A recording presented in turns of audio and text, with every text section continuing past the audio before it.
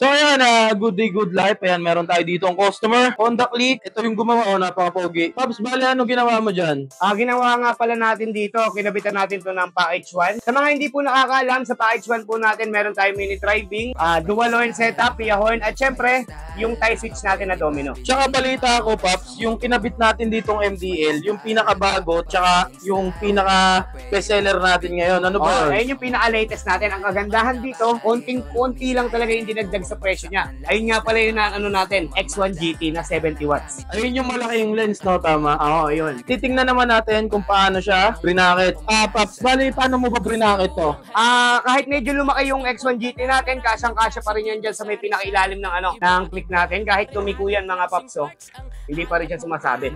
Review lang natin yung mga function ng tie switch, no? Alright mga Pops, sa mga hindi nga po nakakaalam, sa tie switch natin, 19-1 na siya. Kumbaga, ito yung tinatawag na less butas, less na sabit ng mga switch. If ever po kasi na hindi kayo nagpa-tie switch, yung switch nyo ng mini driving na 3-way switch sa may side mirror, then yung switch nyo ng horn, binubutas siya gamit yung hello switch. Pero kung ayaw nyo ng ganon, or kung ano man nakasagabal dito sa motor nyo, hindi masyado makalat, no? Hindi siya makalat. Masyado makalat. Then kagandahan dito sa tie switch kasi, nandirito na siya lahat. Check natin kung paano siya nagpa-function. So, siyempre, sa mga hindi nakakaalam, ulit-ulitin lang natin. Siyempre, ito yung pinaka-starter niya. Yan. Ito naman, ito yung pinaka-selector ng mini driving natin. Kahit anong ilaw na ipakabit nyo, dito natin siya ilalagay. Yan. Ito nga pala yung low beam sa gitna. Yan, o. Yan, o. Ganda, o. High beam. Ayun nga pala yung buga ng X1 GT natin.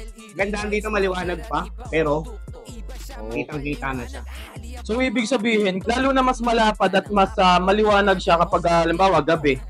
Malapad siya, lalo na kapag madilim na. Sa ngayon pa nga lang, maliwanag pa, pero yung buga niya, malinaw na malinaw. Masulit siya sa night ride. Ayan. Ayun, o. Dual color na yung high beam niya. Then, sa low beam naman niya, ayan, solo white, no? Next naman, itong on-off button na to, ito nga pala yung ano natin, on-off ng backlight. Then sa may mga gusto pa magdagdag ng accessories, pwede nga pala natin ito isabay sa underglow. Ano nga ba yung underglow? Yung nakikita yung ilaw dyan sa may pinakailalim ng motor. Pero ito, si Pops di siya nagpaabit. Siyempre sa 125, ito ginagamit natin to para sa selector ng pusina. Kapag naka-off siya, stop. Pag in-on mo siya, loud horn. With rapid na to mga Pops. Kagandahan dito, pag nag-avail ka ng package, free na yung rapid natin mga Pops. Right, libre lang yan. Basta mag-avail ka ng package natin. Alright. So, ayan, proceed naman tayo dito sa kabila. Dito sa kabila naman, siyempre kagandahan dito, meron na yung passing. Ito sa may pinakaligod. Ito na yung pinaka-passing ng mini driving lights natin. Ayan, no? Ito yung pinaka-passing. Siyempre, itong big button na to. Ito yung pinaka-switch natin ng stock. Ano ba yung tinatawag na stock? Ayun yung headlight na dating nakakabit sa kanya. Magkakaroon ka na rin ng hazard. Yan, no? Ayan. Gaya na to mga Pops, ito click 125 pero meron na siyang hazard kasi once na magpa-install ka nito, libre na siya, no? Kasama na. Kasama na. At syempre, dito naman sa kabila, ito yung pinaka-signal light niya. Left, patay yung gitna, then right. At syempre, ito pa rin yung pinaka-busina. Yun, no? So ayan, kung gusto nyo rin magpa-install ng iba't ibang klaseng accessory, syempre, suggested na magpakabit din kayo ng tie switch. Ayan, para yun nga, gaya nga na sinabi ni Pops Tisoy, less butas, less sabit, wala nang mga nakasabit.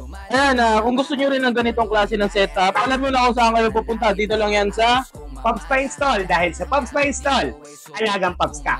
AKA